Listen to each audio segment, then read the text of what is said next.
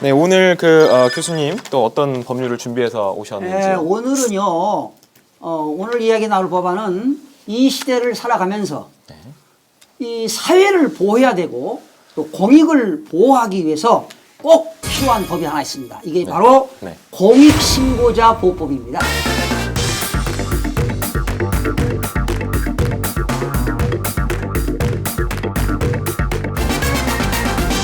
공익신고자 보호법이 아마 뭐 포상제도도 있고 공익신고를 했다는 이유만으로 뭐라 그러냐, 형평에 어긋나는 불이익 뭐 이런 것들을 받지 못하도록 법제화한 법으로 알고 있거든요. 근데 자세한 설명을 좀 해주시죠. 주요 내용 정도를. 2011년도니까 지금 만들어진 지가 한 5년 됐어요. 그런데 벌써요? 이걸 이 말 그대로 공익 침해 신고를 한 사람을 국가가 보호해 주겠다는 거죠. 네네. 근데 이걸 만들게 된 배경은요. 여러분 혹시 변호사님 기억나시는지 모르겠는데 1992년도에 그 총선이 있었어요.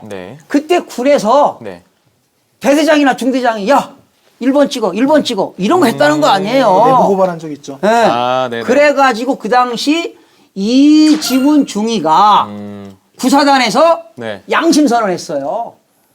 그래가지고 그 이후에 그 중위는 구속됐어요, 사실은. 그 일을 했다는 이유로? 양심선언 했다는 이유로. 그 이등병으로 감등이 됐는데 그 이후에 제대한 이후에 선배 그 중대장 대장들이 네가 양심선언한 이후에 공익신고를 네가 했기 때문에 네가 양심선언한 이후에 정말 이런 선거 때 너무너무 좋더라.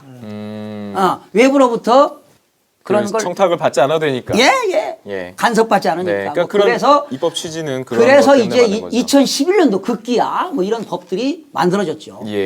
그 공익신고자 보호법에 있다는 걸 여러분들이 아마 생소하게 느끼실 수 있을 것 같아요. 그리고 실제로 공익신고자들이 이 법에 따라서 보호가 된다라고 법률이 규정은 하고 있으나 사실상 실제상의 불이익을 막기에는 쉽지 않은 것 같아요. 법에서 아무리 자세하게 규정을 해놓는다고 하더라도 그걸 교묘하게 빠져나가도록 그렇게 갈 수가 있는 거죠. 그 자동차 운전 중에 신호위반 블랙박스 신고 시 보호 그것도 하나의 그것도 블랙박스 신고하는데 그게 도로교통법이잖아요. 현재 도로교통법은 공익신고자 보호법에서 현재 적용이 안 되고 있어요. 적용 안 되고 있어요.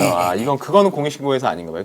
공익신고자 보호법이 적용되는 그 사안들이 있거든요. 그 사안을 다루는 법률들이 있어요. 네, 그렇죠. 그게 뭐 200 그때 교수님이 저한테 몇 개라고 했지? 270 몇 원래 개? 2011년도 만들어질 때 그때는 11개였었어요. 처음에 만들 땐 11개의 법률이 적용되는 영역에서만 의료법이라든지 이런 데 얘기해요. 그렇죠. 여러분들. 식품위생법이라든가. 식품위생법 이런 것들이 그런데 요즘은 279개가 해당이 돼요. 엄청나죠.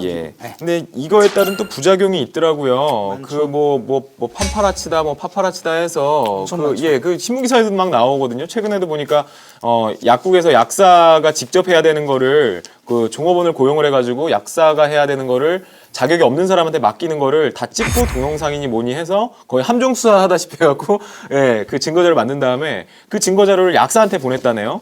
뭐 어떻게 할 건지 알아서 정해라 뭐 이런 식으로. 그러면 이제 협박을 해갖고 돈을 뜯어내는 거라 형법상 공갈죄가 성립될 가능성이 높은데 이게 공익신고자 이런 사람도 공익신고자로 볼 수 있는 것인지에 대한 논란이 생길 것 같아요. 논란이 그러면은. 있어서 좀 법이 개정되는데 영향을 끼치기도 했는데 뭐 그 대표적인 게 아까 방금 말씀하신 판파라치에서 약국과 관련된 부분에 대한 공익신고 문제가 있고 또 대표적인 게 식파라치라고 해가지고 식당과 관련된 부분들도 있고 그다음 환경 분야 쪽에서도 공익신고 때문에 그러니까 역공익신고로 문제가 생기는 게 많죠. 이게 공통적인 특징이 다 뭐냐면은 나오는 포상금을 노리고 일부러 다가가서 그런 것들을 했다라는 거죠. 그러니까 이게 공익적으로 분명히 보호받아야 될 건 있긴 한데 문제는 자기 개인적인 배 채우기 위해서 일부러 그것만 찾아다니고 또 심지어는 그걸로 협박까지 아까 변호사님 말씀하셨듯이 하는 지경까지 가다 보니까 이게 오히려 이 법 때문에 좀 부작용으로 생겼다. 부작용으로 이런 것들이 생겼다라고 얘기를 할 수 있는 거죠. 실제 이거를 좀 수치로 바라보면 더 재밌게 볼 수 있는데요. 그러니까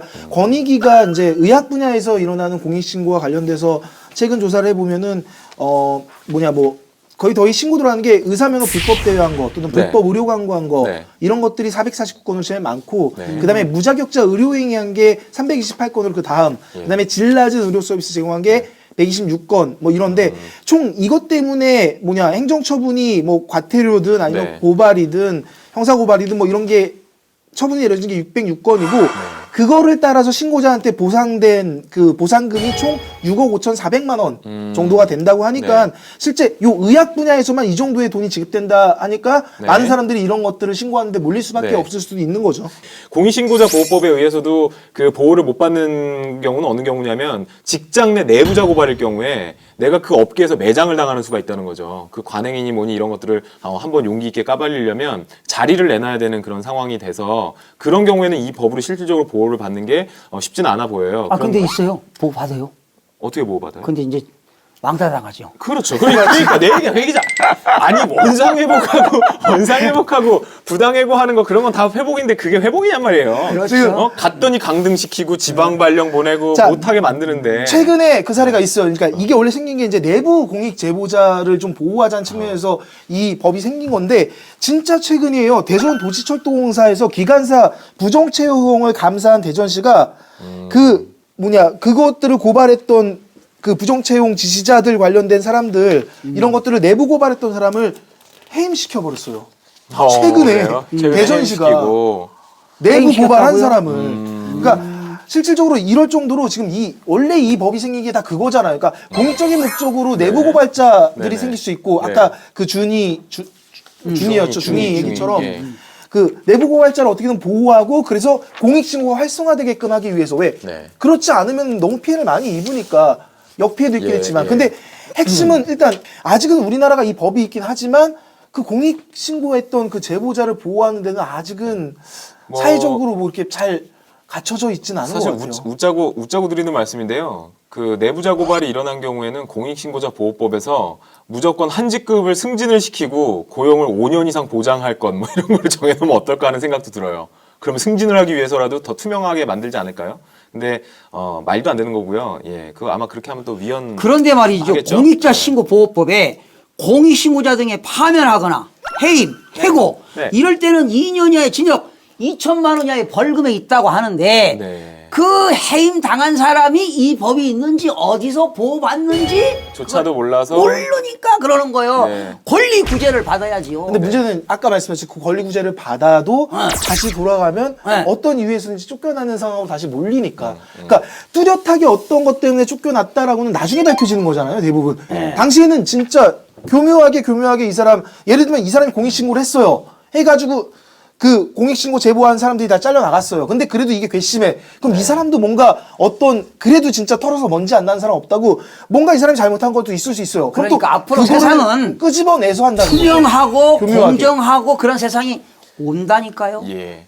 와야 되고요. 왜 법이 있습니까? 법을 지키라고 있는 거지. 그렇게 하기 위해서 만드는 거 그 사람들 좀 고발 좀 하고 조치 좀 해야 되겠으면 변호사님 좀 도와주세요. 그런 분들. 예, 그 법률 방송에다가 내부자 고발로 불이익을 당하신 분이 있으면 올려주세요, 올려주세요. 게시판에 그 사연을 좀 올려주세요. 예, 사연을 좀 올려주세요. 그러니까 아까 어떤 분이 신분 보장이 우선이다라는 얌얌님이 신분 보장이 먼저일 수도라는 말씀이 있는데 저 말이 모든 거를 대변하죠, 사실은. 왜냐하면 내가 이런다 그래서 사회가 바뀌겠어? 물론 이게 어느 정도 의미는 있겠지. 하지만 내 신분은 어떻게 되는데, 내 앞으로의 인생은 어떻게 되는데 이 생각하면 쉽게 못해요. 뭐 처자식이 딸리고 이러면.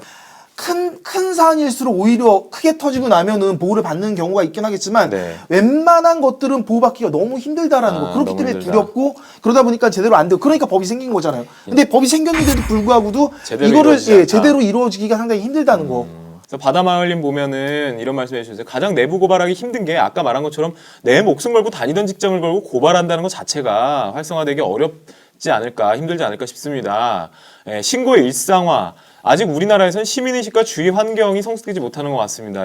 굉장히 정확한 지적이에요. 이게 뭐 어느 나라는 저게 내부 고발이 굉장히 활성화되어 있는 외국도 안 되는 거잖아요. 외국도 굉장히 어려운 거죠. 선진국조차도 굉장히 어려운 문제라 이게 인정에 또 이끌리기도 하고 그래요. 나랑 계속 직장에서 생활을 하고 내가 여기서 그래도 급여받고 살았는데 이런 비리가 있다는 걸 또 알려서 저 사람들 목 날아가게 하고 회사 망하게 하면 또 나머지 여기서 월급 받고 있는 사람 다 어떻게 될 거며 이런 논리로 가기 시작하면은 이게 투명한 사회를 만드는데 있어가지고 굉장히 그걸 섣불리 함부로 장애물이라는 표현을 쓰긴 좀 애매한 것 같습니다. 왜냐하면 생존에 관련된 부분이라서 투명화가 생존권보다 우선하느냐 이건 좀 어려운 문제 같아요. 어렵죠. 예, 그래서 이 문제가 풀기가 굉장히 어려운 게 아닌가 하는 생각이 듭니다. 하지만 이 법은 잘 만들어진 법이라는 거. 네, 하여튼 지켜야 되는 법이고요. 여러분들도 잘 알아두셨다가 활용할 수 있을 때 꼭 활용하시면 될 것 같습니다.